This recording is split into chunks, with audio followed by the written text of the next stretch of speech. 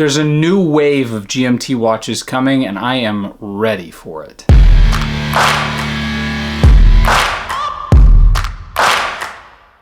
Welcome to Wrist Swap. My name is Harrison.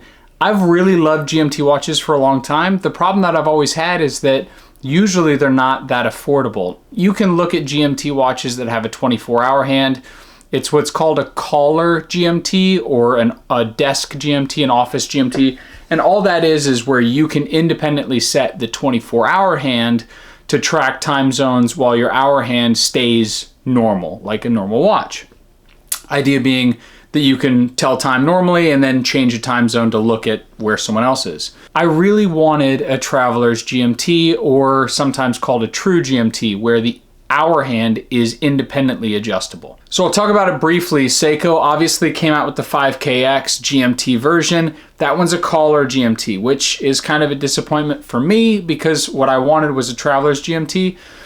Again, nothing wrong with a collar's GMT. It's more functional typically than an actual traveler's GMT. For me in my daily life, a collar GMT makes more sense, but for whatever reason, it then loses, I think, some of that magic that I want in having the coolness of the hour hand that jumps. I don't care if it's micro brand or not, I've always wanted to find an affordable traveler's GMT. Idea being, if I travel somewhere where I know I'd like a GMT function, but I don't want to bring an Explorer 2 with me, that this would fill that void. It's like an almost beater but traveler watch.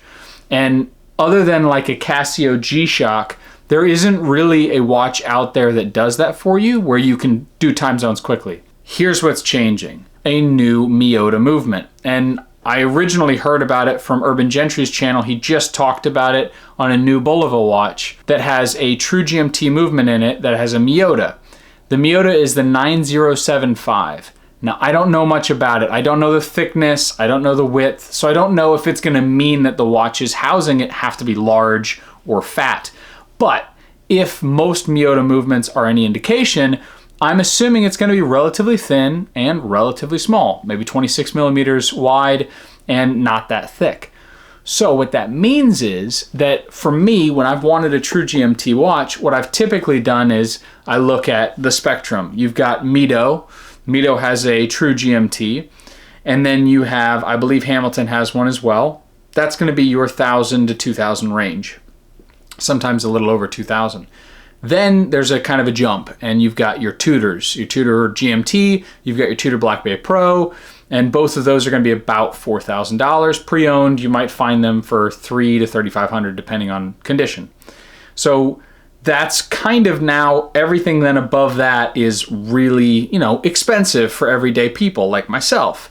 So what I've really wanted to find is a beater GMT, something within that $500 to maybe $1,000, ideally somewhere around $800. And the first thing I thought when I saw that movement was Laurier. So Laurier has their Hyperion, and that one is a collar GMT, and I really like the look of it. I haven't handled it, so I haven't had any experience. I probably want to buy one so that I can review it on the channel, but it really hit those keynotes of things that I really like.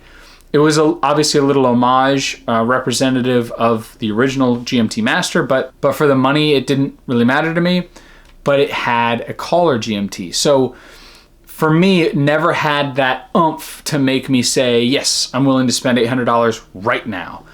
If it had that, then I think it might do that for me.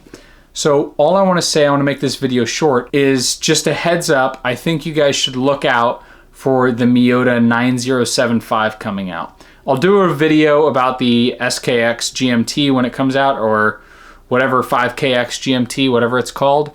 I'll do a video about that. I want to get hands-on. I'm going to buy it immediately and talk about it on the channel, all that good stuff. It looks great. It's great proportions, great size. I don't think that there's anything about it that I'm disappointed in, with the exception of I wish it was a TRUE GMT. So I think this Miyota is kind of that magical answer for what I've been looking for, and I think it's going to kind of hit that sweet spot. Now, as a quick aside for everyone that doesn't like Miyota movements, I don't know how many of those are out there that feel that way, that want to have a Swiss movement, or they won't have anything. I've looked at Miyota movements. I really liked them. I don't have any problem with them. Obviously, I would want to hold it and see how it worked and how it functioned, that sort of thing. but I'll get more into detail on that as I start getting more information. So that's it. Wanted to make a quick video. Just wanted to open the door, get the information out there for people that haven't seen it. I think that this movement is going to kind of shake up the affordable GMT range, which for true GMTs starts kind of at the Miyota Ocean Star GMT, which is too big for me too. I'll see you guys in the next one. Take care.